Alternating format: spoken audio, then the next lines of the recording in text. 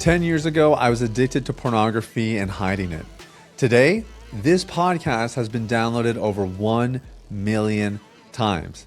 Those two facts shouldn't exist in the same lifetime. Not because I figured out something early, not because I was unusually disciplined, and definitely not because I'm stronger than the average guy. In the next few minutes, I want to tell you the real story behind those milestones, what actually changed, what didn't, and why we're doing something pretty significant this February to mark the moment. Welcome to the Man Within podcast. I'm your host, Sathya Sam, and I'm so glad that you're tuned in to really what is one of the most special episodes, probably the most significant episode we have ever done on this podcast. And that's saying something. We got over 1,000 episodes to our name here and to the pod. But obviously, this is special, and we wanted to do something really special for you guys. You know, what's crazy for me is that this all started in the computer lab of my Christian school when I was 11 years old. I was a young, innocent kid. I was a little bit on the sheltered side, grew up in a pastor's home and went to Christian school and all that good stuff. But that's where my first exposure to pornography was. And that's the moment that really started this entire journey. And it wasn't like I got addicted overnight. High school, I started to watch it normally, regularly. I would kind of hide in the family room. Back in the days of the family computer, I knew the times when it was unattended and when I could kind of have my little thrill. And then by the time I was in university and I had more autonomy and independence, that's really when my addiction climaxed. And I was planning my days around when I would watch pornography. And, the crazy thing is I was a very well-performing individual. I was getting really good grades in university. I had 5 figures in research grants for the work I was doing. I had another part-time job. I volunteered working with children with autism. I was doing really, really well on the outside, but on the inside, I didn't really know who I was. I had this kind of hypocritical feeling, this identity distortion. I wasn't actually confident. It was weird. I could kind of present and hold myself in an environment, but it wasn't that authentic, grounded, this guy knows himself kind of confidence. And, probably the most, debilitating of it all was spiritually, because I wanted to be closer with God and I wanted to live a life for him. That was, university was where I made this decision, but I also had this sin, that I wasn't really willing to let go of. And I think as much as I knew that, I was still leading worship and I was still involved at church. And I kind of just believed that, this isn't really costing me that much. It's not really that crazy. Now, when I gave my life to Jesus properly and I was starting to get more opportunities in ministry as well, I knew that something had to give. I couldn't keep living like this. And this is when I start to discover what didn't work, which is trying harder, discipline and willpower, things that I actually have quite a bit of. Accountability, internet filters, white knuckling, deliverance prayer, street counting. I tried everything over the course of about 3 years and it got me nowhere. I was still watching porn once a week. Sometimes I was binging way harder. Sometimes I was going longer than a week, but it was sort of like this accordion effect. It would expand and contract. And at the end of the day, porn was still in my life. So I stopped asking, how do I stop and how do I quit and how do I get this thing out of my life? These questions that we go through when we have something painful or something that we don't want out. And instead, I asked myself a different question. I started to ask, what systems are feeding this? Like, what is it that exists in my life that is making pornography a natural occurrence or a regular occurrence beyond just the neuroscience explanations, which is very relevant, but at the same time maybe felt a bit incomplete. And so, I still remember the one day I woke up, I was just racking my brain. I'm asking this question. I'm trying to get clean of pornography. And I remember the Holy Spirit spoke to me. It was like this thought that existed before I could even have a thought, before you fully gain consciousness in the morning. And it was like, Sathya, you need to put serious limits on how much you use social media. And this is like early days. This is the smartphone is just, kind of starting to gain traction. And most of my social media consumption was still on my laptop. And so those are some of the early systems or structural changes that I made. I started to optimize my environment. I started to really pay attention to how I manage stress. And probably the most impactful for me was I started to get support from other people instead of isolating. And inviting other people in was very, very scary, but it was mission critical. And if I would have continued to kind of do my lone wolf solution, I would probably still be struggling with porn. We wouldn't have crossed 1 million downloads, and I definitely would not be celebrating 10 years clean of pornography. And this is where I would say freedom started to become sustainable, or it built the infrastructure for me to get clean. And those of you that have been listening to the podcast, you know the rest of the story. I mean, I began to heal. I began to really deep dive into addressing trauma, and truthfully, all of these things in the context of a safe community, and a lot of experts guiding me along the way. That's what brought me to eventually have my last relapse in February 2016. My goodness, I can't believe that was 10 years ago. Absolutely wild. Now, I had always set out to help guys quit pornography if I could figure it out myself. In fact, that was a very quiet prayer of mine. And when I started to, hit like 2.5 years clean of porn, 3 years clean of porn, that's when I decided I was going to help people. And I observed a gap. Now, this gap existed when I was struggling with porn, and it existed when I was starting to think about helping guys, which is that there wasn't a lot of good, honest, raw, day-to-day kind of content out there. There was very polished books. There was really primitive, like kind of poor quality, blog posts and stuff like that. And then you had some tech that was decently done, like X3 at church at the time, and Covenant Eyes, which is, kind of the industry leader now. But I felt like there were some conversations missing that really needed to happen. And so I remember when I started Deep Clean, my coaching practice in 2018, I knew I was going to do a podcast, or I was going to do a teaching channel on YouTube, or I was going to do something. But I didn't know exactly what that would look like. And truthfully, because Deep Clean was sandwiched into a very eventful season of my life where my fiance, who is now my wife, was very sick, and I was in a job that was really demanding, and I was also kind of miserable in the job, I just sort of, held on to the podcast idea for a while.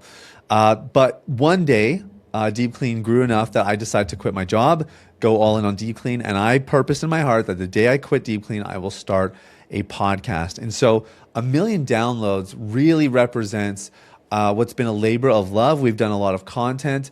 But to me, something that I'm really proud of is I feel like we've bridged the gap in the porn addiction space, especially for Christian men and believers, which is something I wasn't sure about when I first started. Do I expand and make it a little bit more broad? And it's been the last couple of years that God has really spoken to me and said, no, like go for believers. They're the ones that need the message that I put in your heart. And 1 million downloads represents, man, just so many destinies, purposes, relationships that are being impacted, that are being transformed. I mean, I meet people in the airports when I travel now that listen to the podcast, that, want pictures and want to talk about how it's impacted them. One guy, I'll never forget, my wife and I were traveling to a conference that I was going to speak at. And I had a guy in front of me, just look at, this is in the security line, and he saw me and he's like, dude, no way. I'm like, oh, hey, man, how's it going? This was kind of like early when the podcast was just starting to get some traction. And he's like, dude, I listen to your podcast every day. I'm going to therapy because of you. Here's all the things that have changed in my marriage and in my career. And, I have 5 kids and I'm parenting them better because of you. And like, it was wild. And to me, that's what these 1 million downloads represent. It's not really about the growth. It's that we're changing men's lives who are going out and changing the world, whether that's in their careers, whether that's at home. Hopefully it's both. And it's beyond that. It's in the local church. It's in local communities. And it's, for some of you, it's a global calling that's on your life. That's what this is really about. And that's why we're celebrating and we're doing something really, really special for you guys. It's crazy, and I think this is a God thing, because all of this happened in the same month. We just crossed 1 million downloads. Technically, it actually happened in January, but we crossed 1 million downloads right as I hit 10 years clean, free of pornography. And I just don't think that's a coincidence. I think that's just God, kind of just saying that, hey, this is a special time. This is a special moment. And I've even been just feeling this in my own heart, like a stronger impetus to really make sure that men are taking this stuff seriously now, because I think the window is shrinking. I think God is looking to raise up an army of men who are going to lead the next movement that's going to be all about holiness and integrity and purity. And I believe that there's a significance to now. And to me, the 10 years of freedom and the 1 million downloads, one day we'll be at 10 million downloads. All of that signifies that God is doing something, and he's doing something special now. And so I wanted to give back because you guys have been so good to us. You've been so good to this show. And truthfully, the honest truth is that 1 million downloads doesn't happen without you. And without your listenership, without your guys' support, the ratings, the reviews, sharing the content, and just faithfully listening and subscribing to what we're doing here day in, day out, week in, week out. So we are giving away a lot. We're giving away a lot of coaching packages in my Deep Clean Coaching program. We're giving away a platinum package, which is my one-on-one coaching package, the thing that is reserved typically for entrepreneurs and professional athletes, that kind of thing. We're giving away spots in Deep Clean Signature as well, which is our flagship program that we have worked day in, day out for the last 7 years to perfect and really get nailed down. And this is not for people that are dipping their toes in or just trying to figure out if, maybe freedom's for me too. This is for guys who are serious. You're ready to grab life by the horns. You're ready to take your recovery into full control. And you know that on the other side of this is some really good stuff. Better relationships, more confidence, a greater impact in the world and in your calling. That's who this is for.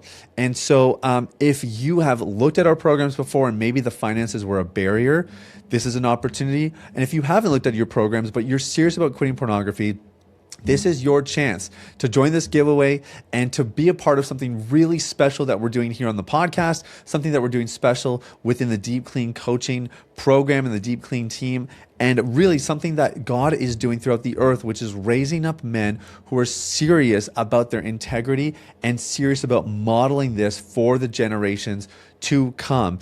If that's something that you want to be a part of, you can go to deepcleancoaching.com/giveaway and enter now. Guys, this is special. Thank you. Thank you for being here, and thank you for being a part of all we've done up until this point. Now, if you're here just for the short version, this is really kind of the conclusion, and you can enter the giveaway right now using the link. It's in the show notes, or you can just type in deepcleancoaching.com/giveaway.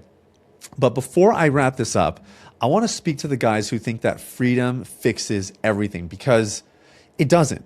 So if you want some behind the scenes truth, what 10 years clean and 1 million downloads didn't automatically solve in my life, stay with me for just a few more minutes. Now, this is an interesting conversation, and this is one that maybe doesn't get had all the time, especially amongst some of the recovery professionals that are in our space. We talk about all the successes, and we talk about what we've done and how great it's been. But the truth of the matter is that freedom doesn't fix everything, and I'll tell you, in my own life, freedom did not kill insecurity. Porn was gone, but comparison was still very much present. In fact, I still remember the first day where I said, okay, I'm going to help guys quit porn. And I'm Googling, Christian recovery, porn recovery for men or something like that. And I'm just seeing all these guys, and they've been on TV and all these accomplishments, and some of them are very educated. And I had so much insecurity coming into this space, and starting a podcast was that much more, because I just felt like, who really cares about what Sathya has to say? And, I think the other element and the thing that just naturally comes out of this insecurity is you start paying attention to metrics, you start comparing, you're looking at, so-and-so, they have more downloads than me, and they started before, or they started after me. And, the insecurity was real, guys, and it was there. And here's the thing that I had to realize is this isn't about me.